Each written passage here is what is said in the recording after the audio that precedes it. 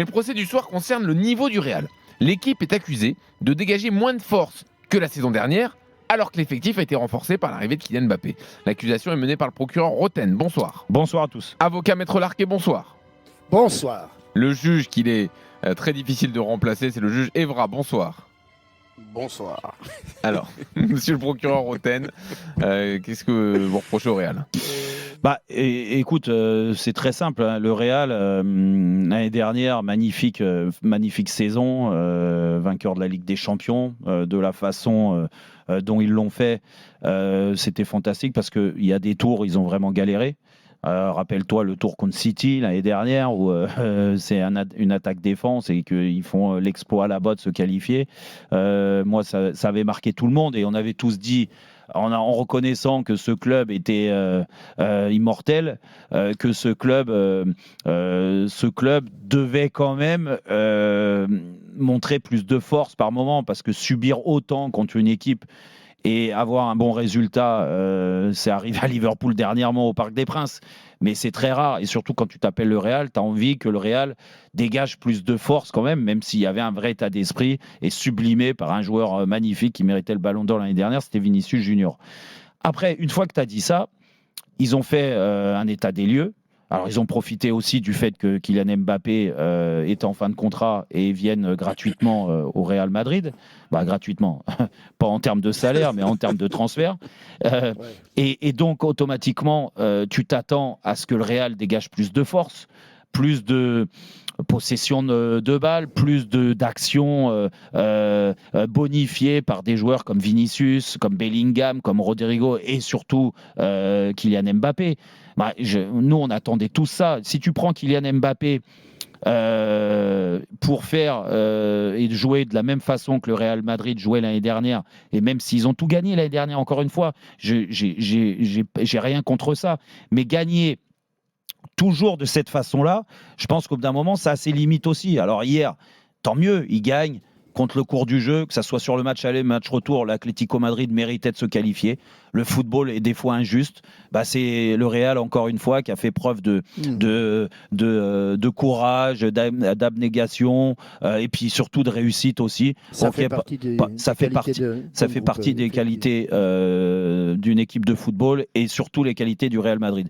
Mais moi, je finis là-dessus, je suis surpris de voir, et c'est pas que sur ces matchs aller et matchs retour contre l'Atlético Madrid, mais ils ont galéré aussi sur les phases de poule. Rappelle-toi, ils ont perdu à Lille, ils ont perdu des points aussi contre des équipes qui étaient largement jouables.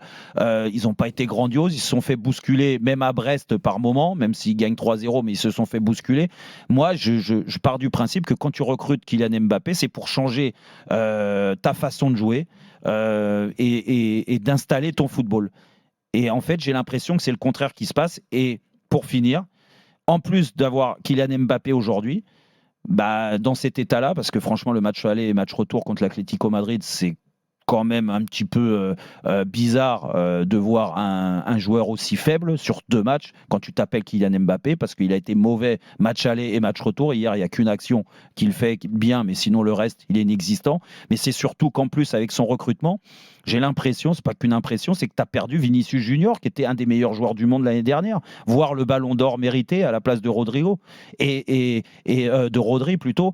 Et là, aujourd'hui, tu reconnais pas Vinicius Junior, qui se perd complètement. Dans l'équilibre d'équipe, c'est compliqué. Au milieu de terrain, ils ont jamais remplacé Kroos, qui t'amenait quand même de la fluidité dans le jeu. Moi, je suis désolé, mais il est peut-être temps aussi de reconnaître que le Real n'est pas une si grande équipe que ça aujourd'hui, quoi. C'est le moment de la défense, Maître Larquet. Oui, la question, c'est depuis l'arrivée de Kylian Mbappé, donc en filigrane, le rapporteur est en train de dire que la perte de puissance du Real, et c'est à cause de Kylian Mbappé. Alors je m'élève contre cela, c'est faux et archi faux. D'abord parce que actuellement, on parle du Real Madrid et on a l'impression que le Real Madrid est éternel, tu l'as dit Jérôme, mais le Real Madrid, il a des hauts et il a des bas. Et aujourd'hui, quand tu regardes ses performances en Ligue des Champions et aussi performances, je parle qualité du jeu, et les résultats en championnat, le Real est au fond du trou. ils viennent de perdre à Barcelone déjà contre l'Espagnol. Ils ont perdu dernièrement contre le Betis. Ils sont venus, je dis ils sont venus parce que j'habite pas très loin, ils sont venus se faire battre à Osasuna Pampelune. Je t'assure, le Real Madrid actuellement est pas bien. Et quand dans la composition d'équipe d'hier, tu vois que au milieu de terrain, en l'absence de Valverde qui joue arrière latéral parce que Carvajal n'est plus là, ainsi de suite, et qu'il titularise dès le départ Modric, ça veut dire qu'il y a des joueurs sur lesquels il comptait, Camavinga, qui est bon quand il est remplaçant, il a été bon hier quand il est rentré. Oui. Il n'a pas. Et alors que quand il est titulaire, c'est moyennasse, comme dirait Vincent Moscato. Tchouaméni, c'est moyennasse. Et là, je parle des Français, puisque Mbappé, Ferland Mendy, c'est très, très moyen, pour ne pas dire passable.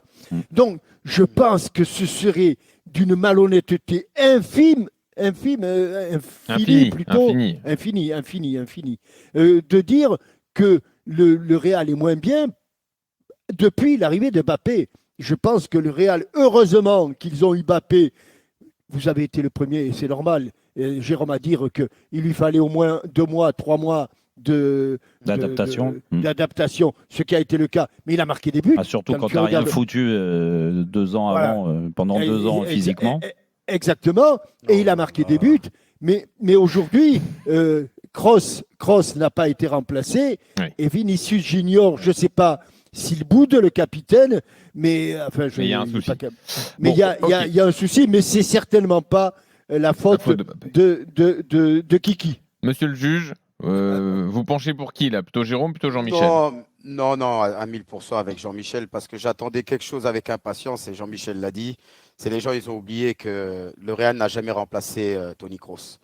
Modric prend de l'âge, c'est un autre Modric qu'on a cette année, même si il peut encore faire le boulot, mais comme Jean-Michel a dit, c'est parce que les autres milieux de terrain, Carlo Ancelotti ne leur fait pas à 100% confiance. Mais le Real, les gars, je vous dis, c'est la seule équipe que j'ai joué plusieurs fois en Champions League. Et tu vas les dominer tout le match. Et tu vas perdre le match. Tu vois, bon, j'ai eu la chance avec Monaco, on a gagné. Avec la Juventus, j'ai gagné. Mais j'étais là. Mais je me souviens ce match avec Manchester, quand cet arbitre, il met un carton. C'est la fin de l'arbitre. C'est la fin de l'arbitre. Et que Mourinho, il vient à la fin du match et il nous serre la main, il nous dit c'est vous les vainqueurs. Mais c'est juste, les gars, vous pouvez jouer. Vous pouvez dominer tout le match contre le Real. Ils ont quelque chose en Champions League. Et je te promets, tu as l'impression, tu peux marquer 1-2 buts, tu vas dire, mais les gars, ils ne paniquent pas.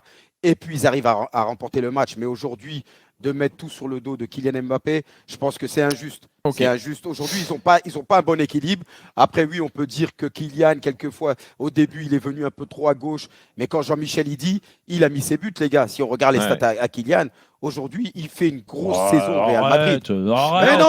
Mais faut arrêter. C'est quoi ce juge là? Non, faut arrêter. Faut arrêter avec Kylian. Non, mais arrête. Ça y est, le côté gauche de Monaco se dispute.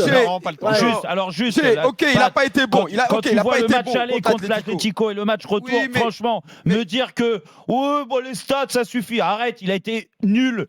Nul le match aller, nul le match retour. Mais ça arrive. Mais ça lui arrive sur les grands matchs. Allez, on n'a plus le temps. C'est fini. Victoire de Jean-Michel. C'est pas fini.